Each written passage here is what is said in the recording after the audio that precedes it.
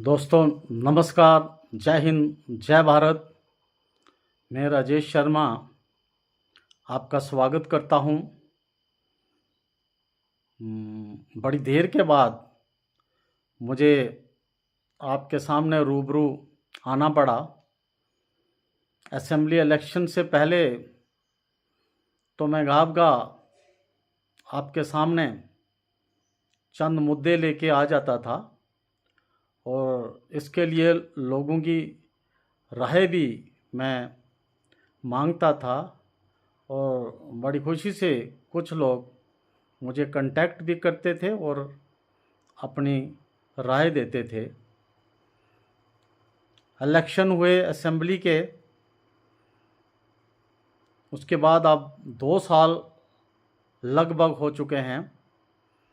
Elections के बाद हमने सोचा था कि अब भली भांति यहाँ की कालाकोट एरिया की डेवलपमेंट होगी और सब पार्टियां मिलजुल के आपस से तालमेल के साथ काम करेंगी। इलेक्शन तक तो होता है एक दूसरे के पाँव खींचना, पर इलेक्शन के बाद चाहिए तो यही है कि एक दूसरे के साथ तालमेल रखा जाए।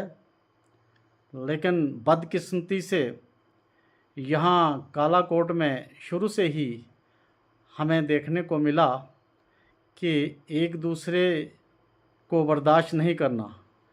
एक पार्टी के लोग दूसरे पार्टी के लोगों को बर्दाश्त नहीं करते हैं। यहाँ ये एक पुराना सिस्टम चला आ रहा है। अब देखा कि 2 साल लगभग जब हो चुके हैं और अब और 2-3 साल इसी तरह से बीत जाएंगे, पर यहाँ अब तक जो मैं महसूस कर रहा हूँ कि जिस तरह की डेवलपमेंट होनी चाहिए थी वो नहीं हुई। ना जाने इसके पीछे क्या कारण है। पार्टीज़ का आपस में एक दूसरे को नीचा दिखाना, ये भी एक कारण हो सकता है। दूसरा, कल मैं देख रहा था यहाँ 25 जून को कुछ डिप्टी सीएम साहब का यहाँ एक रैली थी। वहाँ स्टेज से बहुत लोग जो एनसी पार्टी के ही थे शायद, वो ये खुल के एक हमारे जो मौजूदा विधायक हैं उनके ख़िलाफ़ बोल रहे थे कि उनका लोगों के साथ राब्ता नहीं है, वो अपनी मन मर्जी करते हैं और ऑफिसर्स को उन्होंने हाईजैक करके रखा हुआ है। तो ये बड़ी एक विडंबना की बात है। अगर ऐसा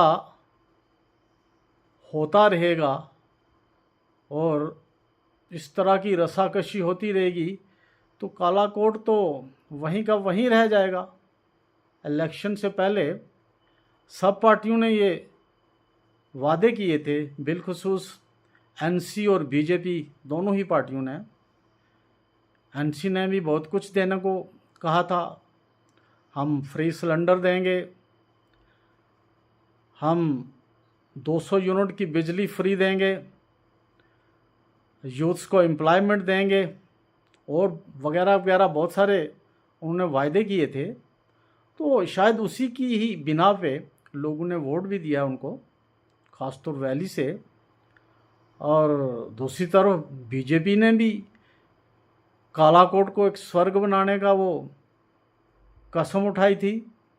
कालाकोट की डेवलपमेंट होगी, लेकिन वो स्पीड डेवलपमेंट की कहीं दिखी नहीं। एमएलए साहब के पास ये सच है कि सीडीएफ फंड होता है। आजकल उनके पास और भी फंड्स हैं, जैसे डीडीसी जो फंड यूज़ करता था क्योंकि इलेक्शन नहीं हुए हैं, बीडीसी के फंड्स हैं और पंचायतों में जो फंड्स होते हैं बहुत सारे कामों के लिए सरपंच वगैरह यूज़ करते थे। MG नरेगा वगैरह वगैरह, वो भी कुछ देर से वही देख रहे हैं। तो इन फंड्स का मैं आपको एक क्लियर कर दूं, सबको पता ही होता है कि ये छोटे मोटे डेवलपमेंट के काम होते हैं। कहीं ड्रेन सिस्टम को ठीक किया जाए, कहीं गांव में कुछ पगडंडियां हैं, गैले हैं, ट्रैक्टर रोड भी छोटी मोटी उसमें आ जाती है। लेकिन जो बड़े प्रोजेक्ट्स होते हैं वो इस CDF या ऐसे फंड्स उनके लिए नहीं होते हैं और ना ही होने चाहिए, क्योंकि ये ग्रास रूट लेवल पे लोगों को हमने कुछ उनकी जो प्रॉब्लम्स होती हैं उनको दूर करना है। बट अगर बड़े बड़े प्रोजेक्ट्स में इन फंड्स को यूज़ कर दिया जाएगा तो वो फिर इसका जो मसला होता है, इसका पीछे जो जिस बात के लिए ये फंड्स मखसूस किए गए थे वो मसला हल नहीं होता। हाँ, अगर बड़े काम करने हैं 1-2 करोड़ से ऊपर, तो उसके लिए प्रोजेक्ट्स बना के MLAs और MPs का यही तो काम होता है, वो प्रोजेक्ट पास करवाएं, चाहे सेंट्रल गवर्नमेंट से करवाएं चाहे स्टेट गवर्नमेंट से। तो अपनी बात रखनी होती है और बात में फोर्स भी होना चाहिए। लोग अगर इतने पीछे होते हैं, मैं नहीं समझता कि कोई ऐसा मसला होगा जो प्रोजेक्ट वो पास ना हो, क्योंकि आजकल गवर्नमेंट तो इन बातों के लिए फंड्स दे रही है, चाहे सेंट्रल गवर्नमेंट हो, वो स्टेट गवर्नमेंट अपने फंड्स भी यूज़ करती है और सेंट्रल गवर्नमेंट भी ख़ास तौर बहुत सारी चीज़ों के लिए, डेवलपमेंट के लिए, रोड्स के लिए, दूसरी बड़ी चीज़ों के लिए पैसा तो आता है, यूज़ तो स्टेट गवर्नमेंट ने ही करना होता है और बराबर तकसीम होनी चाहिए उसके लिए एरिया वाइज को देख के। तो मैं देख रहा था कि हमारे डिप्टी CM या दूसरे कुछ स्टेज से लोग बोल रहे थे, मैं सुन रहा था ज़रा आपने इस इंटरनेट के कनेक्शन से, तो वो तो पूरे का पूरा एलिगेशंस कालाकोट के MLA के ऊपर लगा रहे थे। बट सवाल पैदा होता है कि अगर हम इसका इस तनाज़े को अगर हम देखें तो क्या बैलेंस है? क्या नौशहरा कॉन्स्टिट्यूएंसी में कितने फंड्स लगे हैं और कालाकोट में कितने लगे हैं, ये भी तो देखना होगा ना। नौशहरा कॉन्स्टिट्यूएंसी तो पिछले 8-10 सालों से खूब फंड्स यूज़ कर रहे हैं, पीछे भी हमारी यहाँ नुमाइंदगी ज़रा कम थी, तो जो लोग हुए भी हैं वो पता नहीं किन कामों में व्यस्त रहे, उनको क्या वजह थी, क्यों नहीं काम करवा सके, वही जानते होंगे। तो ये देखने की चीज़ें होती हैं। तो उसके बाद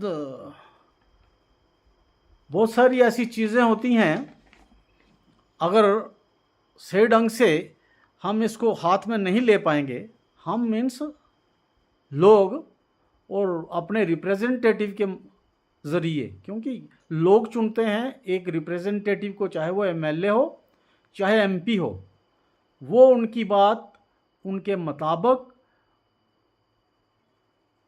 क्या डेवलपमेंट चाहिए, कौन सी तरक्की चाहिए, कहाँ पे रोड चाहिए, कहाँ पे पुल चाहिए और दूसरी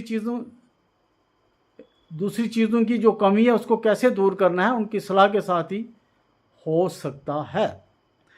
तो यहाँ मैं दोनों ही पार्टीज़ को ज़िम्मेवार समझूंगा कि ये जो लड़ाई लड़ी जा रही है आपस में, वही जो बिल्लियाँ जब लड़ती हैं, अफसोस के साथ मुझे ऐसे वर्ड्स यूज़ करने पड़ते हैं, तो फिर डेवलपमेंट कहाँ होगी।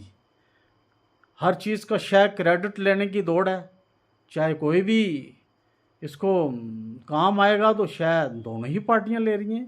भाई अच्छी बात है, ये आप काम भी करिएगा और इसके क्रेडिट भी लीजिएगा, तो जो पार्टी काम करती है उसको क्रेडिट भी मिलना भी चाहिए और लोगों को आवाज़ उठानी चाहिए कहाँ पे कमी आ रही है। MP साहब भी तो हमारे चुने हुए हैं, अच्छे खासे वोट उन्होंने हमारी कालाकोट सुंदरबानी कॉन्स्टिट्यूएंसी से लिए हैं, लेकिन कहीं नज़र नहीं आ रहे हैं। वो जो डेवलपमेंट के काम MP को भी तो देखने होते हैं ना। MP साहब कहीं सो जाते हैं गहरी नींद में, ऐसा कतई लोग बर्दाश्त नहीं करेंगे। बहुत हो चुका है। उनको चाहिए कि काला कोट की तरफ ध्यान दिया जाए। एक जो टनल नहीं खुल रहा है इलेक्शन के पास, तो वो बोल रहे थे बस खुला के खुला टनल, उसके बाद कछुए जैसी वो चाल होगी, होता है ना टर्टस, धीरे धीरे धीमी अभी तक अटका हुआ है। तो इनको देखना चाहिए और काम करना भी क्या है एमपी साहब ने, और एमएलए साहब को भी चाहिए कि लोगों से सलाह करके कोई भी काम करना हो, कोई भी छोटे मोटे काम लोगों की सलाह के साथ करने चाहिए। और वही 2 4 5 10 लोग आमने सामने उनको घुमा के काम नहीं चलेगा। एमएलए साहब सबकी सलाह लेनी होती है। और यहाँ पे मैं एक बात बड़े अफसोस से कहूँगा कि भारतीय जनता पार्टी पूरे वर्ल्ड की सबसे बड़ी पार्टी है। बहुत अच्छा इसका काम चल रहा था, लेकिन इस कॉन्स्टिट्यूंसी में ख़ास तौर डिस्ट्रिक्ट नौशहरा में भी ये कोई सही ढंग से काम नहीं हो रहा है, ना ही आम वर्कर की सलाह ली जा रही है। बस वही 4 5 लोग बैठते हैं, प्लानिंग करते हैं और दूसरों को कभी स्टेज तो देते ही नहीं है। पता नहीं क्या उनके मन में ये ऐसी कौन सी ये बातें चल रही हैं।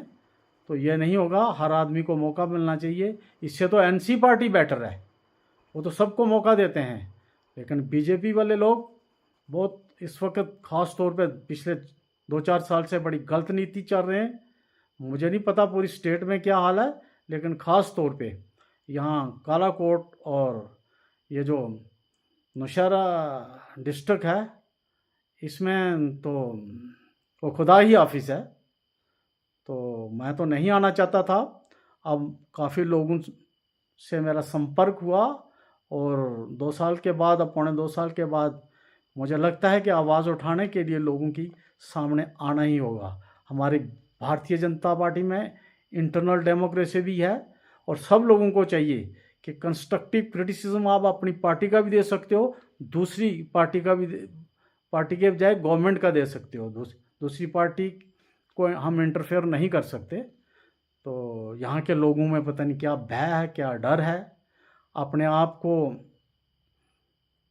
कुछ सहमे सहमे से रहते हैं।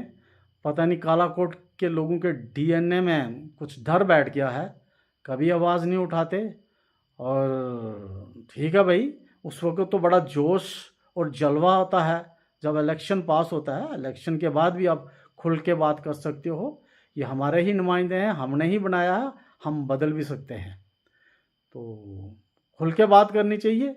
पर एक दो बात मैं कहूँगा कि खुल के बात करने के लिए भी गुर्दा चाहिए, और कुछ लोगों ने अपने गुर्दा इलेक्शन के पास पहले ही बेचे होते हैं, जिन्होंने अपने आप को ज़्यादा सेवा करवाई होती है ना, वो फिर बात लोगों की कर भी नहीं सकते। और वही बात कुछ लोग अपनी मर्जी से चलाते हैं। तो खुल के सामने आइएगा, बात कीजिएगा। और एमएलए साहब को भी ख़ास तौर मेरी रिक्वेस्ट होगी कि वो लोगों से संपर्क रखें। अगर कोई फ़ोन करता है तो उसको मिलने की कोशिश करें, और कम से कम कॉल बैक ज़रूर करना चाहिए। तो खुद ही अपने लेवल पे आप कुछ प्लान्स बनाएंगे तो वो नहीं होगा। जैसे कल एनसी वालों ने स्टेज से ये खुल के कहा कि कालाकोट म्यूनसिपैलिटी में कुछ फंड्स आए थे और एमएलए साहब ने 3.5 करोड़ से 2.5 करोड़ कुछ एक ऐसी रोड पे लगाया।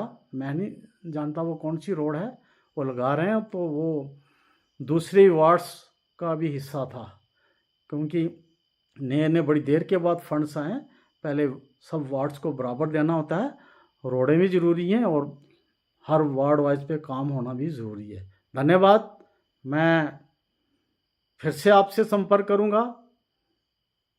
धन्यवाद।